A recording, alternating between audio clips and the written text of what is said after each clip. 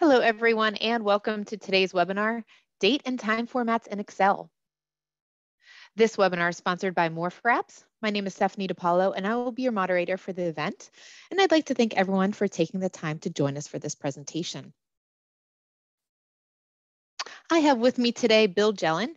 Bill is the host of MrExcel.com and the author of 64 books about Microsoft Excel, including Excel Gurus Gone Wild, Pivot Table Data Crunching, and Excel Inside Out. He has made over 80 guest appearances on TV's Call for Help with Leo Laporte and was voted Guest of the Year on the Computer America radio show. He has been produced over 2,400 episodes of his Excel video podcast, Learn Excel from Mr. Excel. And before founding MrExcel.com in 1998, Jelen spent 12 years in the trenches as a financial analyst for the accounting, finance, marketing, and operations departments of a publicly held company. Before we get started, I'd like to review a few items with you first. First, make sure you save the date for our upcoming Mr. Excel webinars as part of our More for Academy series. The times for these webinars will vary in order to accommodate our customers in different regions of the world, and we'll be sending more communications on these as we work out the details. Next, a few housekeeping items. If you have any questions, we ask that you reserve them for the end of the webinar using the Q&A panel, and we'll respond at that time. And at the conclusion of the webinar, there will be a few survey questions about your experience, and we'd appreciate your participation. Finally, you will receive the slides and recording from today's webinar within the next 24 hours. If you have any questions, please feel free to reach out to marketing at moreforapps.com or your account manager.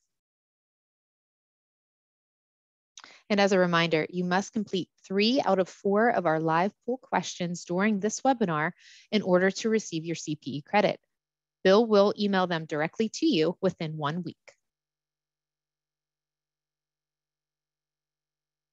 Now, a little bit about More4Apps. More4Apps started in 2000 by a group of Oracle consultants in search of a better way to load and manage data from a spreadsheet directly connected to Oracle ERP. Now, more than 21 years later, we offer nearly 30 out-of-the-box wizards built specifically for Oracle eBusiness Suite and Cloud ERP with validated integration and site security. More4Apps is a market leader offering 24/7 global support coverage for our 400+ customers and 34,000+ end users. We aim to improve mass operational efficiencies, productivity, and accuracy of data entry. And without further ado, I'll hand it over to you, Bill. I'll go ahead and stop sharing my screen so you should have access. All right. Hey, Stephanie, thanks for sponsoring this event today. I'm really glad to be here. We're going to talk a lot about dates and times in Excel. I have a lot of different examples to get through. And so I guess we should just kind of dive in. Now let me share my screen here. And, as I was thinking about dates and times, certainly being able to filter report and things like that, using the new dynamic array formulas. We'll talk about pivot tables with dates, subtotals with dates, but just a whole bunch of different functions and formulas that are available for dates. Dates kind of drive people crazy in Excel until you get used to what's going on. So let's just start off here with this spreadsheet that I have. And over here on the right-hand side are sales for an entire year, right? So I have a year's worth of sales, and this is probably hidden back on sheet 2. I just wanted to be able to see it side by side here. So we have region, product, dates. This is over starting in column P. Region, product, date, sector, customer, quantity, revenue, cost of goods sold, and profit. And we want to build some sort of a dashboard where we pull this data just for one particular month. And so over here, I have an input cell. I'm using cell styles here. When these cell styles were introduced back in Excel 2007, I didn't get it. I'm like, oh, why do input cells have to be orange? But then I guess the question is, why not input cells being orange? So as you go through today, you'll see I kind of use that input cell style just to kind of remember where to put things in. Okay, so we're going to enter a month number here, like 2 or 3 or something like that.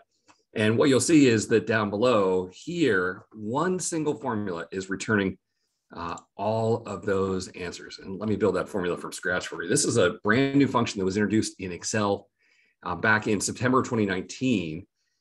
So it wasn't there in Excel 2016, wasn't there in Excel 2019. You'd have to be in Excel 2021 or on Microsoft 365 to get this. A great new function called the filter function. Boy, it makes life so much easier now. So the first thing the filter wants to know is what's the array? So the array of data is this range right here. And this is normally the point where we would press F4 to lock that range down. But this is going to be a single formula that returns all of the answers. So we're just good to go, right? And then the next argument is, what do we want to include? Which of those records do we want to include? And since this is all data for 2022, I don't have to worry about the year. I'm just worrying about the month. And so I want to know where the month function of all of these dates. So I point to the dates here. And again, I don't have to press F4 because it's not going to be copied anywhere, is equal to, now if I wanted a hard code March, I could just put the number 3 in there.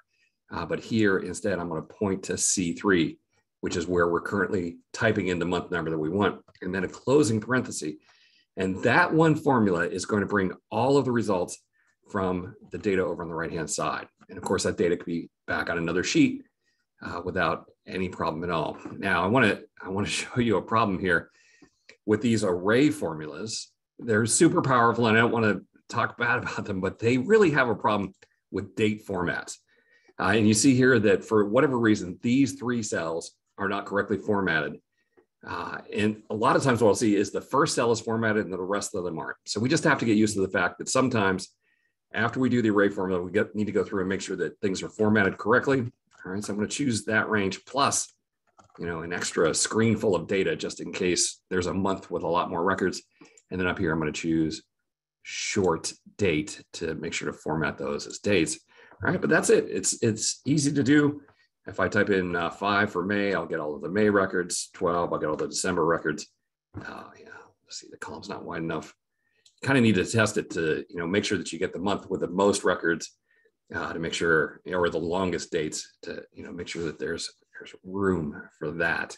All right, so a cool little new function that hopefully if you have Microsoft 365 or the latest version of Office, you have access to that. All right, so filtering a report. And of course, that data over there could be sales data, inventory data, all kinds of different data that we can pull things back in.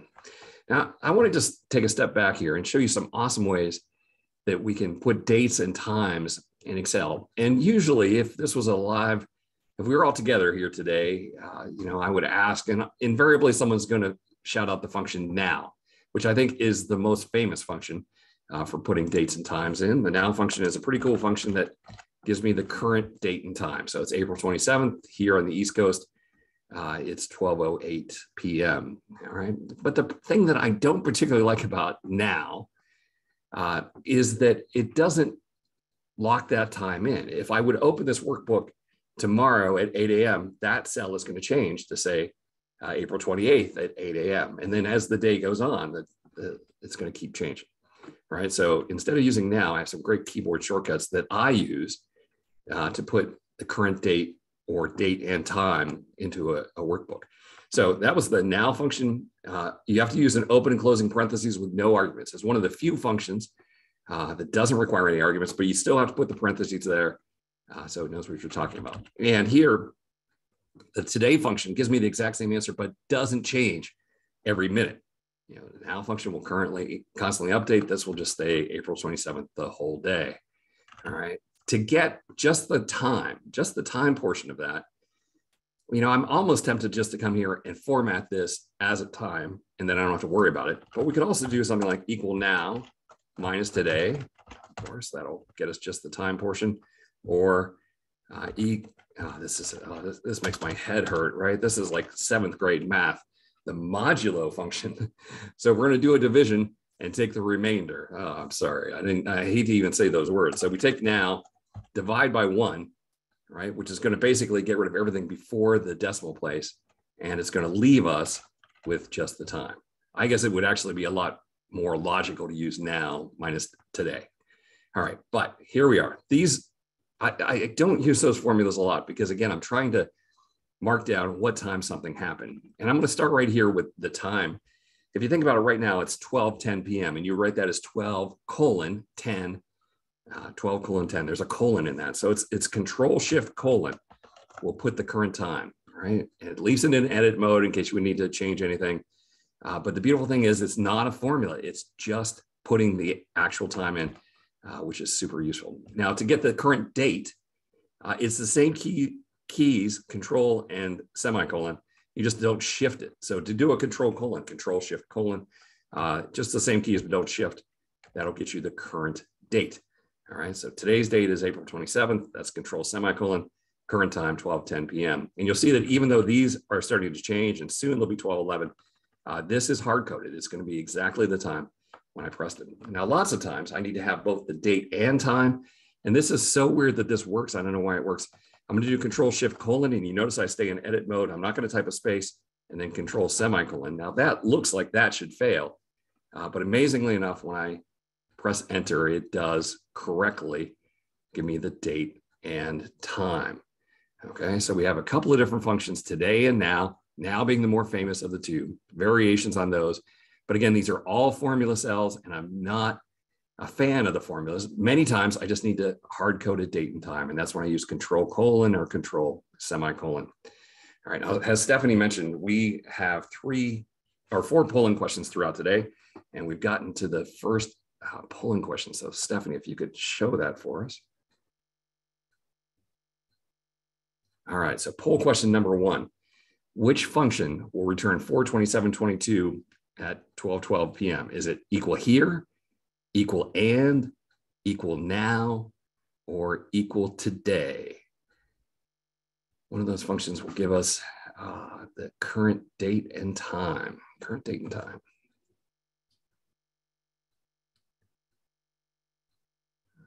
That's great. People are finding the poll. Most people are getting the right answer, which is great news.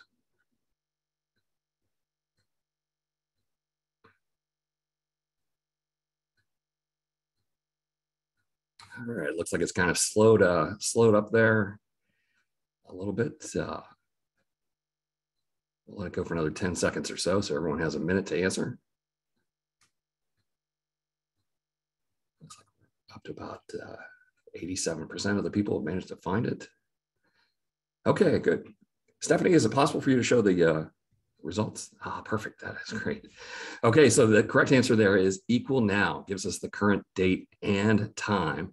Today would just give us the date function. The and function is completely different, used for something else, and there currently is not a equal here function.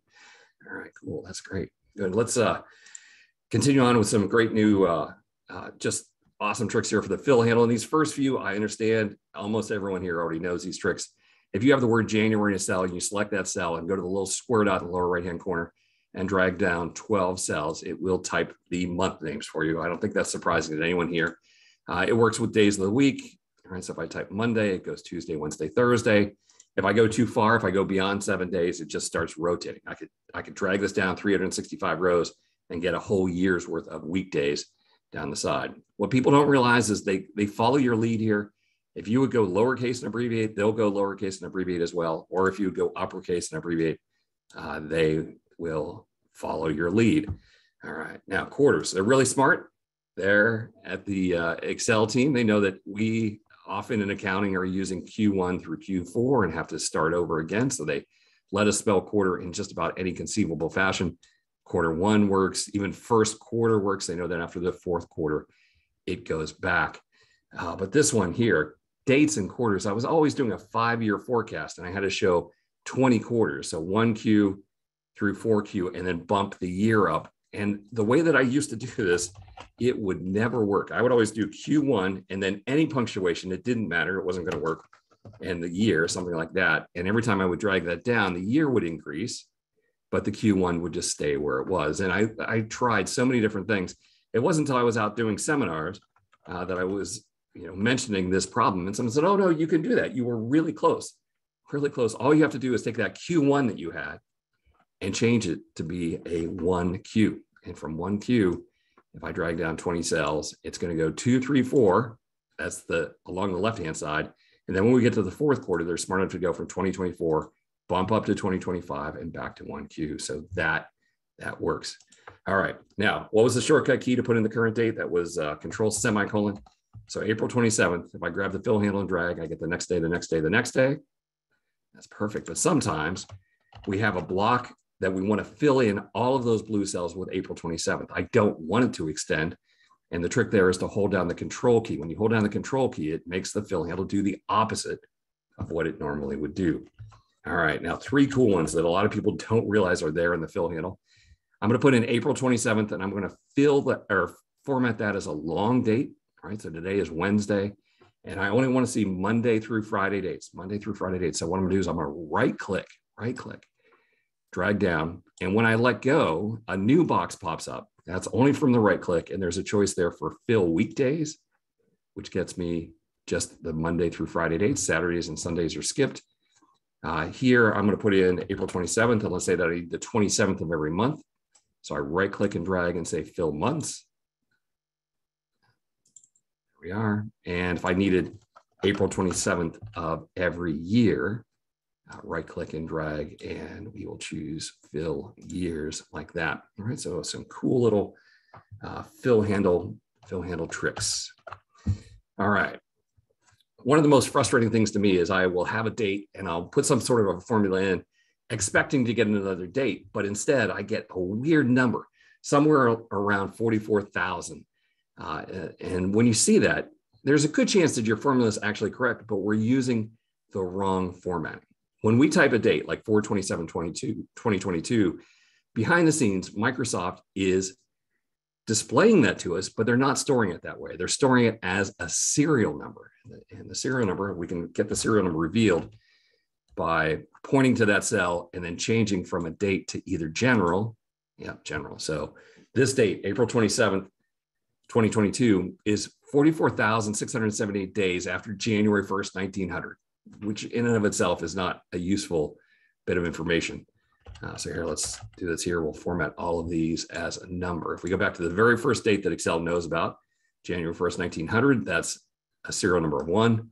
And as I drag this down, so the end of that month is 31 days. The end of that year is 366 days, which, by the way, is not correct. It was Lotus that put in a leap year in 1900 that did not exist. 1700, 1800, 1900 were not leap years. And Lotus did not know that, and Microsoft had to match that mistake so the calculations wouldn't differ. So that really should be 365. That means that this, well, yeah, it's just, unless you have dates back in those first 28 days of 1900, it's not an issue. And you'll see that here, we get up to, that's how we've gotten to 44,678 to be the current date in Excel, right? And this happens a lot when we're using some of the formulas I'm going to show you today. Like network days or workday. They're formulas that were originally not written by Microsoft. They were written in VBA and part of the analysis toolback. And then Microsoft bought that. And in 2007, it became part of Excel, but they always have problems with formatting. So when you see an answer like this, 44,678, and you're expecting a date, it's just simple, come up here, change it from general to either a short date or a long date, and it will usually change into the correct answer. All right, so just be aware that those serial numbers, that's Excel kind of showing through how they're actually storing that date. And in fact, over here, all of these dates, these are real dates over here. That's great. Great tool back here on the formulas tab called Show Formulas. It's also Show Dates, so it'll show the underlying serial number behind that date. Why you would ever need that, I don't know, other than just to make sure they're really dates and not, not text stored as dates. The toggle key for that is an accent key above the escape or just below escape. It has the tilde from Spanish and the accent aigu from French. It's actually the backwards apostrophe that does it. So control in that key will put us in show date mode or show serial number mode, toggles back and forth between the two. All right, hey, that brings us to CPE question number 2. Stephanie will put up poll number 2. All right, how many days have elapsed since January 1st, 1900? 40, 44,678, pi times 10 to the 7th, or a million. Give some time on that. I'm going to move on here just to get ready for our next topic. Yeah, so funny. Sometimes I get the 44,678, and other times I'm expecting a number, and instead I get a date. It's just one of those things that, I love to grumble about Excel, and it's just one of those frustrating things, but it doesn't mean that your formula is wrong. So, we can deal with that once you understand it. For people completely new to Excel, though, they're like, what? What date is 44678?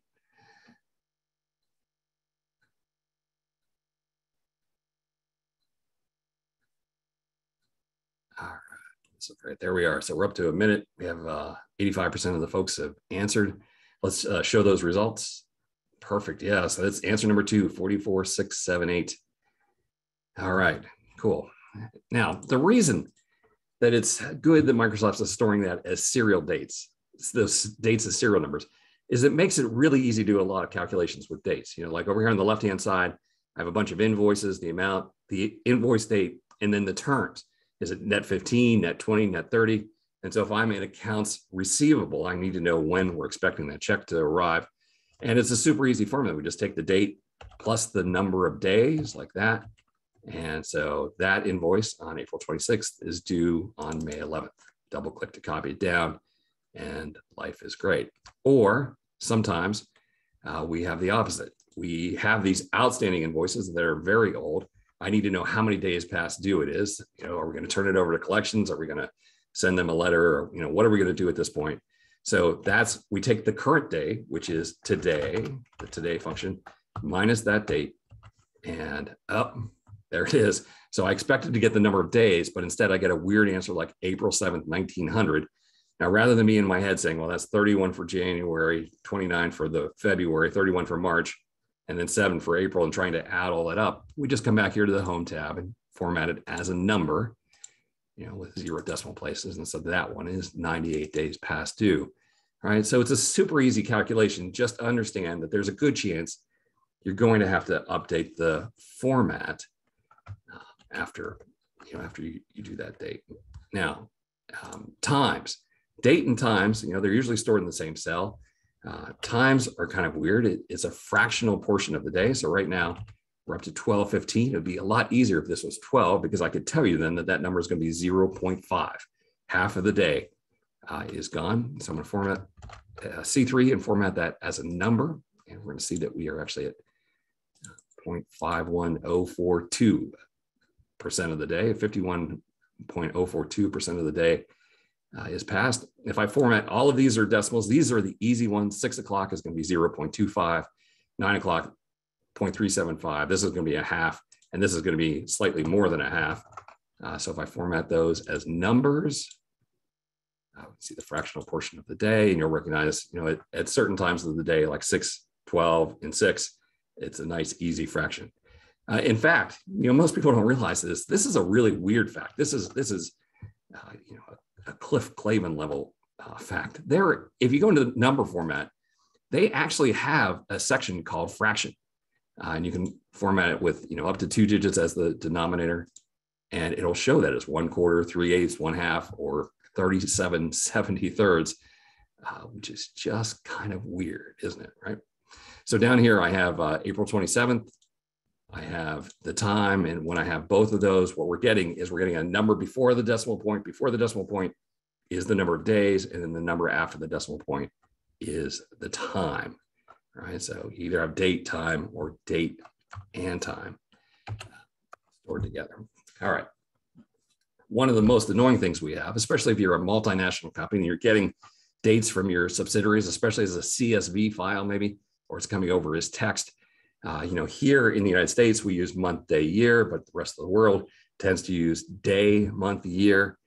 In this very first date here, if you just look at that very first date, you would think, oh, well, that might be December 1st. That could very easily be December 1st of 2022. But then there is no 15th month, right? There's no first of the 15th month. So that's a clue that, this is actually supposed to be the 12th day of January, the 15th day of January, and so on. All right. So every time that I get dates like this, it's tempting to go use Power Query. I get that. But for me, it's just old school. Let's just select the dates and fix them using the text to columns. Text to columns has a great third step where we get to specify the order of the date. So over here, this 2018-0102, that's January 2nd of 2018. A lot of very old systems will deal with dates like this, where you get 4-digit year, 2-digit month, 2-digit day. The people in IT love this because it sorts perfectly. So I just select that whole range and then go to data and text to columns.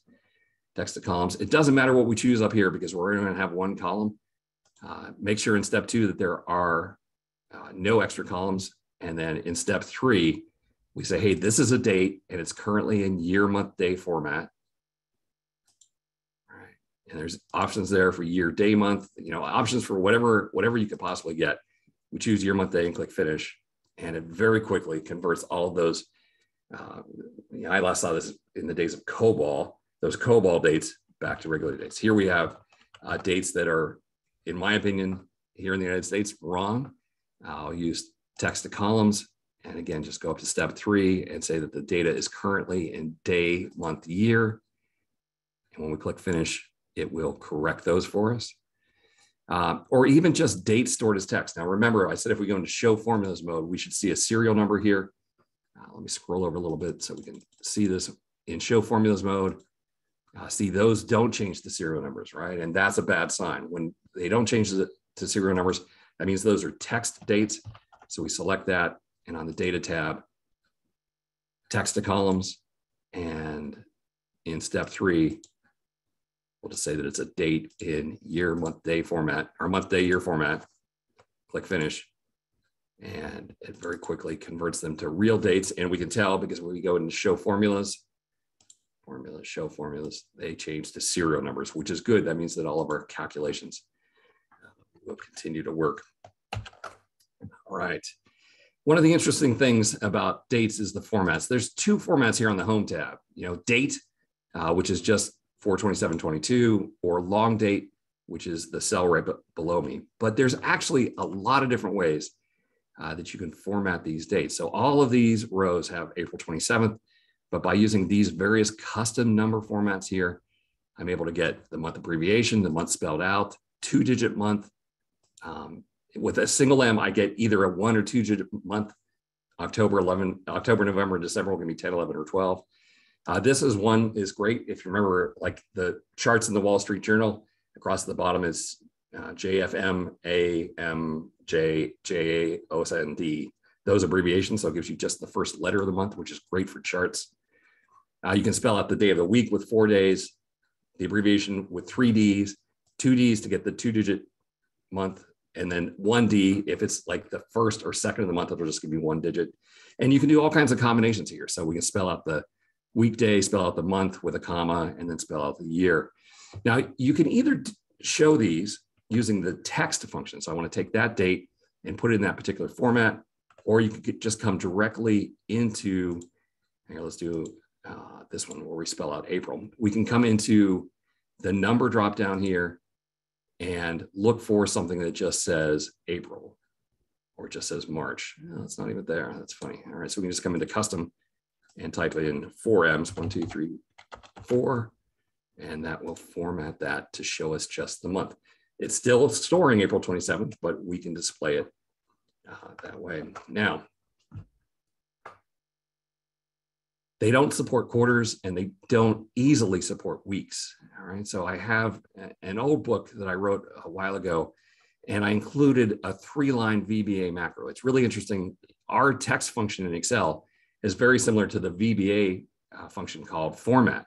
The difference is that format includes support for a few extra things. So if I format it as Q, I get that this is the second quarter. I can even put in year in Q, year, and then the letter Q with which quarter number it is, or week number, or year and week number. Now I'm not going to switch over into VBA, and I don't want to scare anyone here, other than it's just a simple little, really 3-line function. So I pass it a cell in the format that I want to use, and then the code here, VBA format is going to be the format function where I take that value and return it in the format. So if you ever do need quarters or weeks, reach out. I'll give you my email address. I'll send you that macro and you can try it. Just know that it's in there. And I have to warn you that week number is a very controversial thing. For the longest time, Excel was calculating week numbers, and people didn't like the way that it was being calculated. The rule always was wherever January 1st falls, that's called week number one. And so if your week starts on Sunday and January 1st is on a Saturday, well, then week one had exactly one day in it.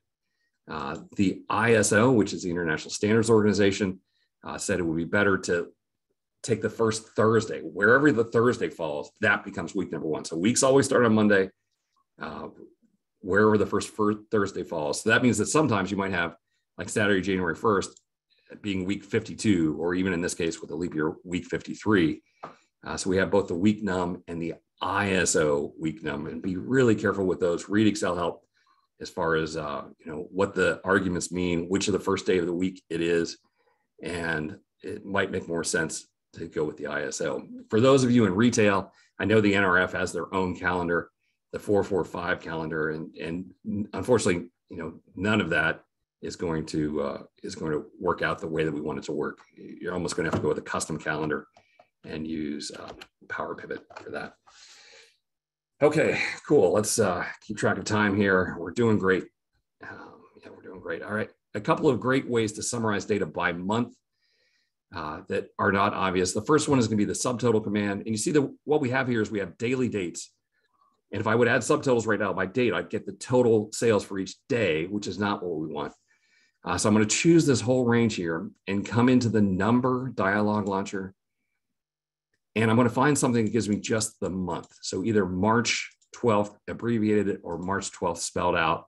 And you see up here in the sample, it's January of 22. So, it's strange how these samples are so old. They're 10 years old now.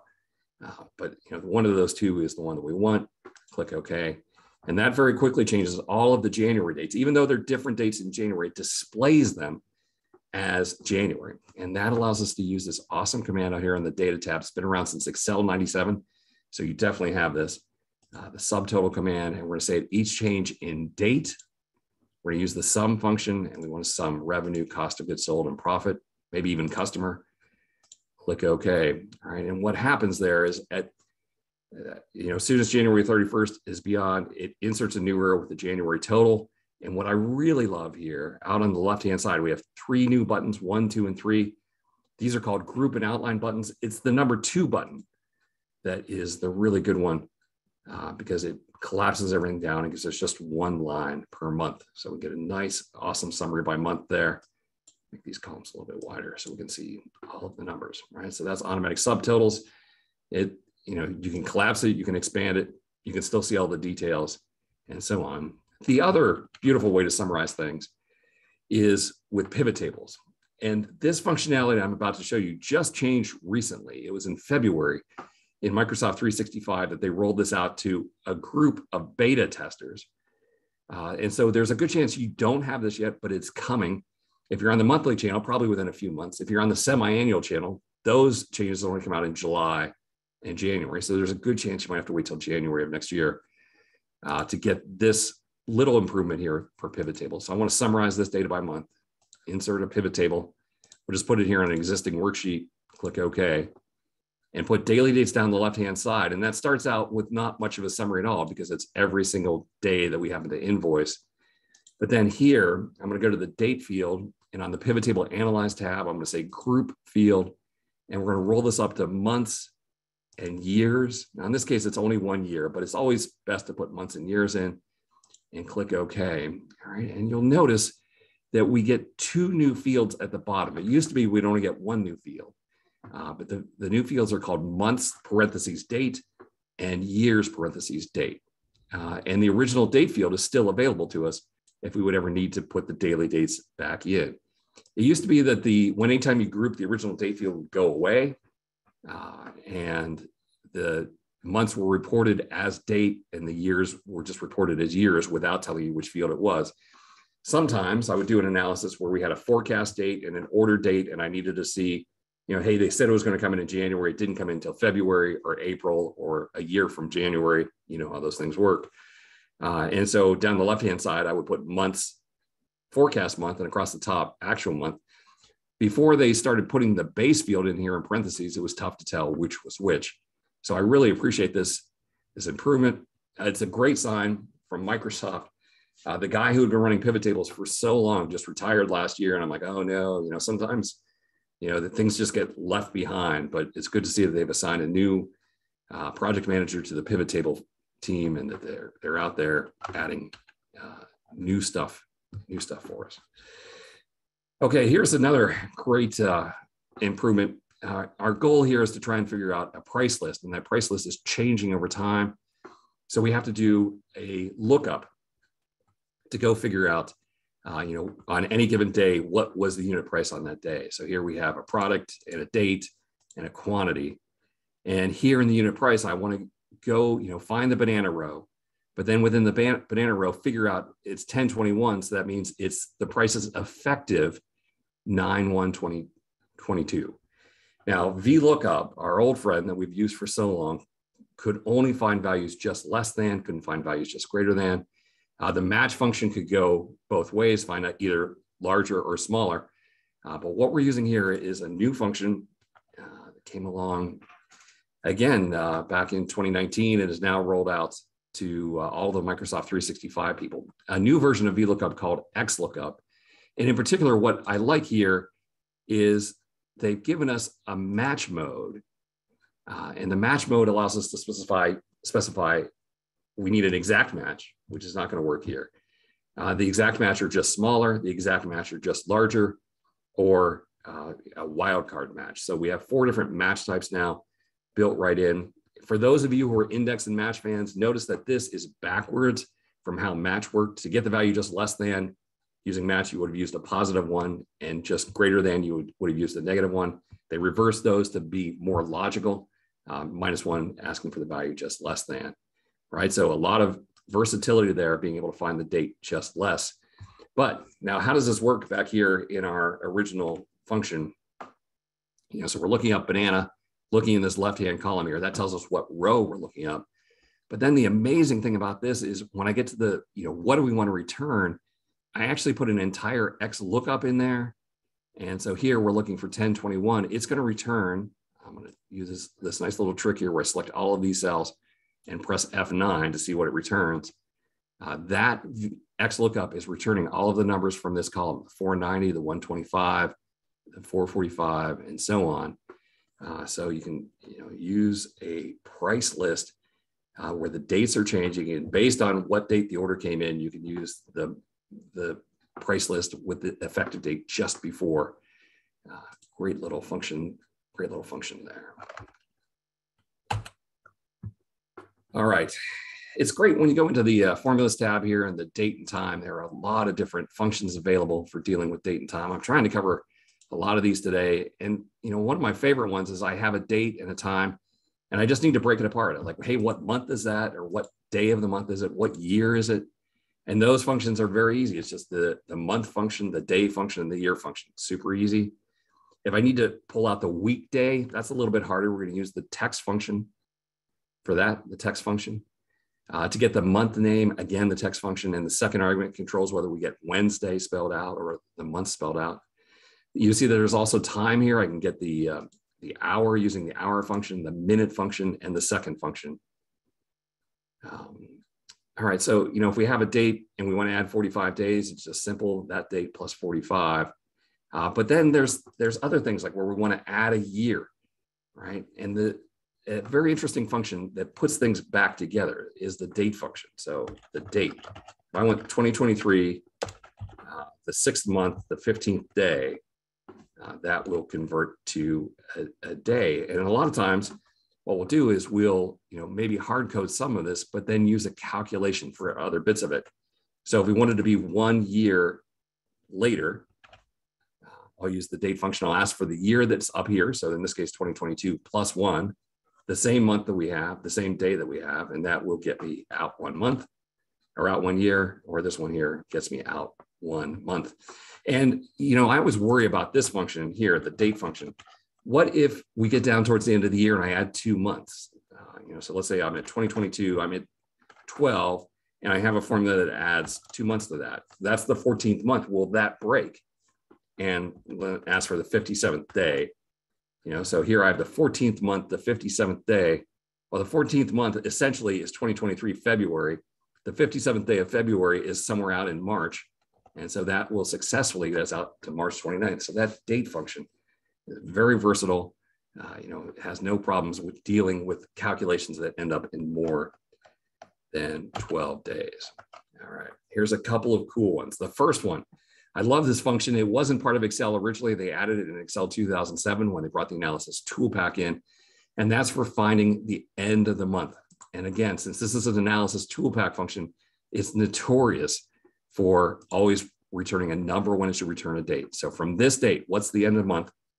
I ask for the end of month. That's 0 months out. All right, and what we get is that answer, which of course doesn't look right. But remember, if we go back to a short date, we'll get April 30th, right? So you can always calculate the end of this month. But it's also possible to calculate future months. So, if something is due 3 months after you sign up or something like that, here we'll go to short dates. I can specify for the second argument how many months out. So I can get to, the end of next month, the end of 2 months from now, the end of 3 months from now, right? So that's beautiful for end of month. I love that one. But you would, the other thing that we need is what's the first of the month? And unfortunately, they don't do this, right? There is no FO month to get the first of the month, right? And I've seen all kinds of crazy ways that people do this. EO month is so easy, right? But the easiest way that I've seen this is what you do is you ask for the end of last month. And the way that you do that is to specify a number of months of -1. So starting from April 27th, it says go back a month and get me the end of that month. So EO month of A8, -1, and then just add 1, right? So right there, EO month of that date, -1 plus 1 will get us to the first of this month. Or also just as logical, A14 minus the day of A14, that will get us to the end of the month, previous month, plus 1. All right, so EO month, super easy, built in, works great. First of month, unfortunately, we have to use some trickery to get that. And that brings us to our poll question number 3.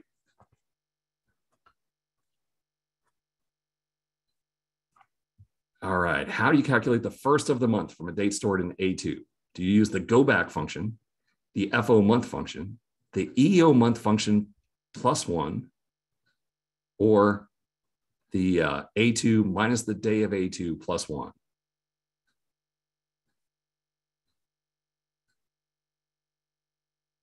Yeah, this is great. This is awesome.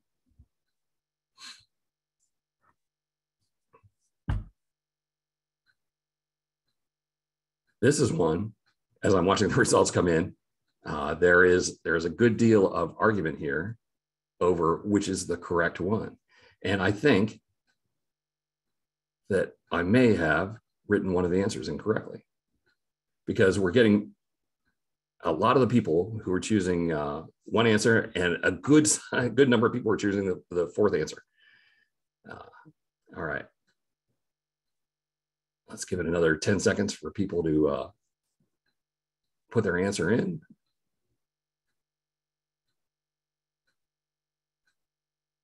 All right, Stephanie, let's show the results. And we're going to talk about these results for a minute. Okay, so technically the correct answer is the fourth answer, but I'm going to give credit to either the third answer or the fourth answer.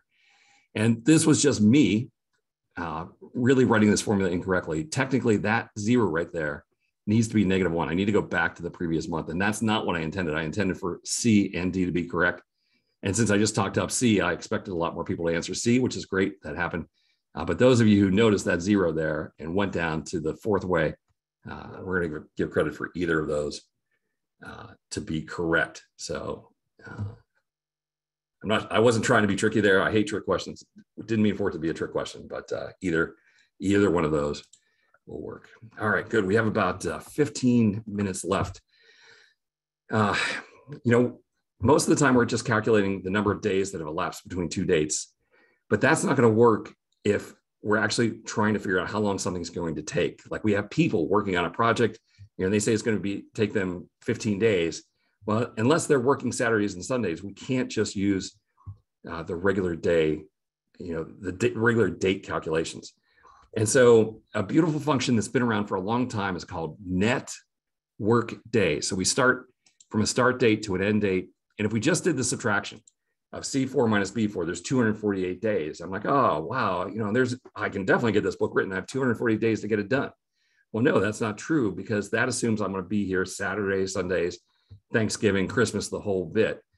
And so the net work days function has been around for a long time, specify the start date and the end date. And what it does is it only counts the Monday through Friday dates.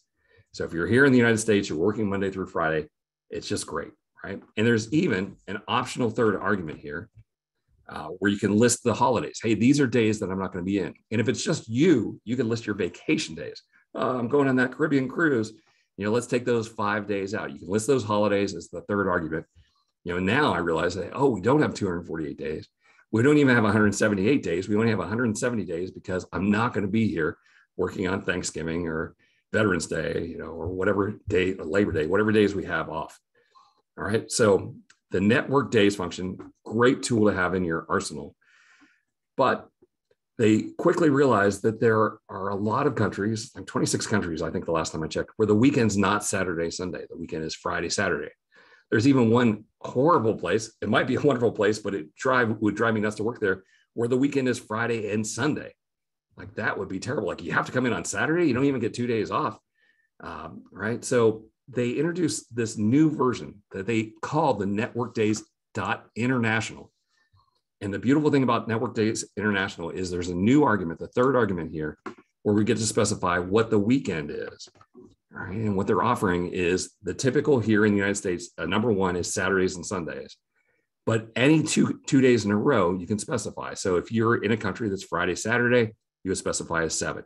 If you're in a manufacturing plant and they go to 6-day work weeks, that's great, time and a half on Saturday, right? You can specify Sunday only as your weekend. All right. So we have Network Days and Network Days International, both except the optional holiday argument. Those are great.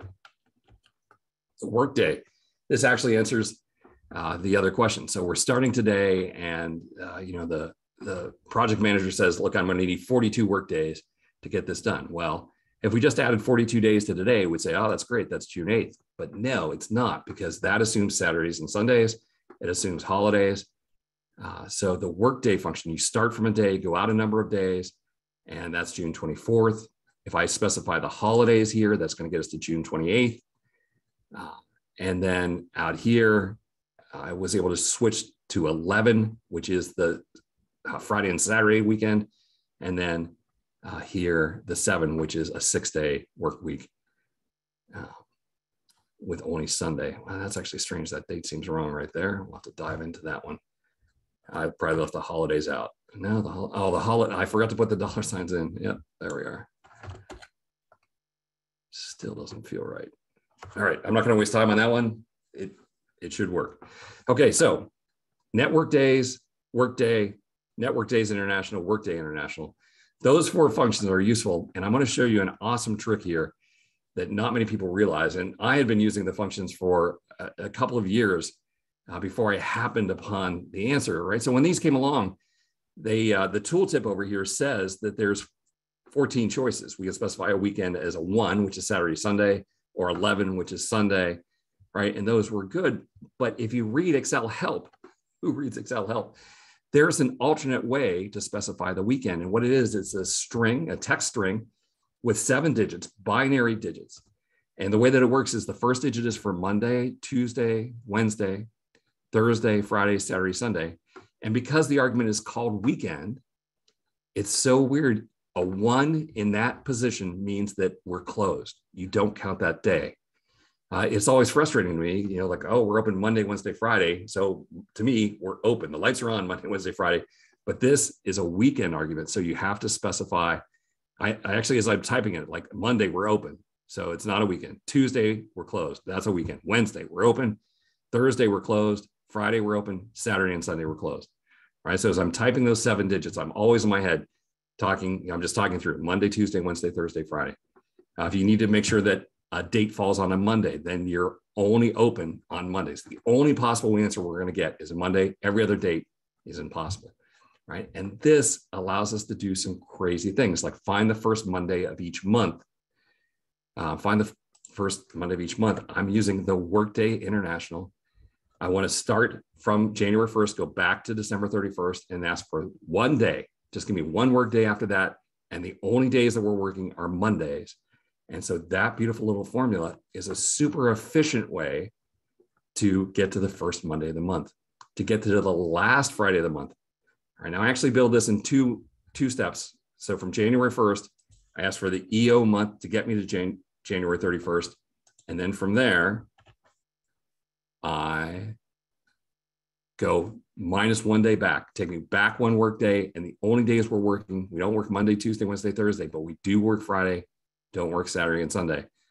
I have an old book where I had similar formulas for this, except they were insane because I had to use the weekday function and the mod function. And it just like, I could never remember it. These are actually the kind of thing that if I had to do this once a week, you know, I would get to the point where I would be able to puzzle this one out. All right. So that's great. That's a hidden feature of Workday, Workday International, Networkday, Networkday International. Here's another one that is just crazy that this is hidden. It was only mentioned once, and that was in Excel help for Excel 2002. It existed before then, it existed after then, but they would never talk about it. And even if you come here and pretend like you know what it is, equal date diff, and then ask for the function arguments, they're like, we don't know what you're talking about. But it is a beautiful function. Now, what it does is it will give you the difference between two dates. So I have someone's date of birth and then today, and that's the today function, right? So this is always going to update. So this is our employee census. We have to send this off to the insurance company, the health insurance company. What are their age in years, months, and day? And so I give it a start date, an end date, and then a code, right? And the date diff codes are down here. So if we just ask for years, this person, Amber, is currently 42 years old. To get the number of months, you would think it would be an M for months. But if we ask for the M, it'll tell us that Amber is 505 months old, which is not what anyone wants. Like no one needs that information. At least I've never needed that information. Maybe you do, and that's great if you do. But what we want to see here is that Amber is 42 years and 1 month old, and that code is YM. So in other words, months in excess of full years. To get the number of days, if you just ask for D, it'll tell you 15,396 days old. Again, not that useful. It's MD. So in other words, days in excess of full months to get the number of days. The other one that might be useful if you're reporting years and days is the YD function. So Amber is 42 years, 56 days old. What a great function. There's all kinds of human resources reasons that you need to present data like this. And they just won't talk about it. And it all comes down to this one scenario that they don't like the answer. So if we have someone who was born on January 31st, and then we're measuring it on March 1st, one of these answers comes up negative, right? So it says they're 0 years old, 1 month old, which is true. All of February went by. But then the calculation for a number of days comes up as -2. And rather than explaining that, they just simply removed all mention of it from Excel and pretend like it doesn't exist, right? So it's super useful. Just, be aware if you have a start date on January 31st or January 30th, you're going to March 1st, March 2nd, depending on whether it's a leap year or not, you're going to get a weird answer for the -2. And I can just, I'll explain those away. Stephanie, let's put up our fourth poll question about the date diff function here. All right, so here's the question. How would you pronounce the function called date diff? Is it a dated if, as an if statement to check dates? Is it DA Teddy F, the inventor of the function? Is it date diff because it's the difference between two dates? Or this is if you're Microsoft, I wouldn't pronounce it because it doesn't exist.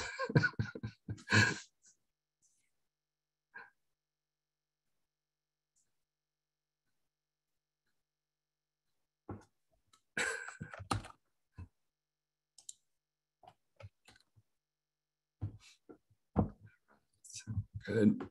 We're up to about 75%. Give it another 20 seconds here so everyone has a minute to answer.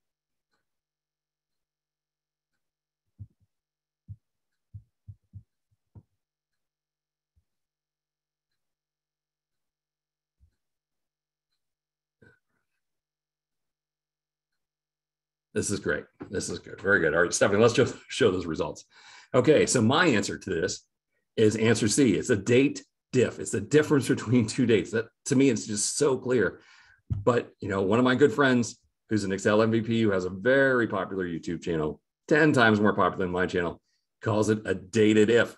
I have no idea why they call it a dated if. So, yeah, for me, it's answer C. Although if you're a follower of my good friend there on YouTube, then I could see why you would say answer A. Stephanie, I think we should give credit for either one of those. Yeah. All right, good. Well, hey, we're down to like about 5 minutes here. One of the big classic problems that we have had is really about times. And I know we're talking about dates today, but I just have to mention this one because it's a really frustrating one for me. I try and keep track of a timesheet in Excel. And so, this is really easy. I worked 8 hours, 8 hours, 8 hours, 8 hours, 3 hours. And then I total this up and it says that they're going to pay me for 11 hours, right? 8, 16, 24, 32, 35 hours. And I'm only getting paid for 11. The frustrating thing with this built-in time function here is that it is telling me it's 1 day and 11 hours, 24 hours and 11 hours, 35 hours. And that's not useful to me. I want to get paid for 11 hours. I don't want the payroll person to want to pay me for 11 hours. And so buried down deep here in the time section of format cells is this weird one called 37, 30, 55. That is the magic to make this work. So we go into number format, go to time, and find the 3730. I don't know why it's the 37, but that's the magic one. And if we go look at the custom number format, the real magic here is to put the H right there. That H has to be in square brackets. That says, hey, don't show me any days and include all of the days. And so that H in square brackets is the key to making your timesheets work, or just any calculation that's going to be more than 40 hours. All right. So I'm throwing that one in there as a as a bonus. All right, Stephanie, were there any questions that came in? We have a couple of minutes left. Yeah, there are some questions if you wanted to get to them. I know we have a couple minutes, so those that aren't answered, we could always send your way, Bill, for some follow-up. But okay, so through Q&A. Yeah, yep. Yeah, good. Ray asked about what shortcut did you use to start a new column? Is that where I just inserted a column like that? I use an old shortcut that goes way back to the old days with Alt-I being insert, Alt-I-C like that to insert a new column. But there is a faster way to do it that I can't actually remember. To select the whole column, it is Control Spacebar, and then Control and the plus on the number keyboard will insert a new column. So I can insert a whole bunch of columns that way.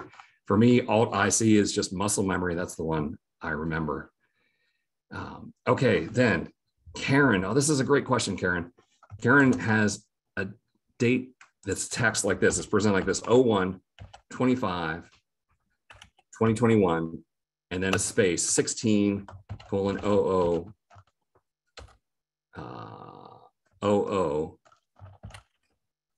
EST, like that. What a horrible, horrible thing. And the question is, will text to columns work for that?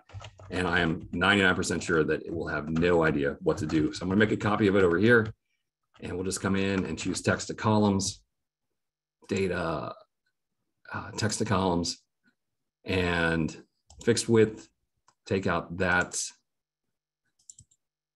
and next, date in month, day, year, and it will have no clue what I'm talking about. All right, so then that forces us out into Power Query. I'm making this into a table, and on the data tab, from a table or range, and Power Query has an option here under transform to say that this is not text, but it's date, time, time zone.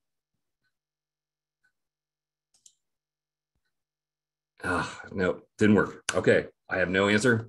Sorry. I will go to my Power Query friends and try and find that. Stephanie, I always tell people that I know I went fast today, and if you ever need help, you have lifetime tech support in Excel from me, so feel free to reach out. The secret email address, write this down somewhere, is pub, like publisher, at mrexcel.com. And the magic subject line is, hey, I was in your seminar. All right, send me a note to that address with that subject line, and I will be able to help you out. Great. Thank you so much, Bill. Yeah, I think we're at the top of the hour here. So that will conclude our webinar for today. And again, we will send a recording of this webinar in the follow-up email tomorrow, so keep a lookout for that. And also, if you participated in at least 3 of the 4 poll questions today, you will receive your CP credit within 1 week, and that will come directly from Bill in his email. And lastly, we have a survey at the end, only 3 questions. If you can complete that, we'd appreciate it. Thanks everyone for joining us, and thank you, Bill. Thanks, Stephanie.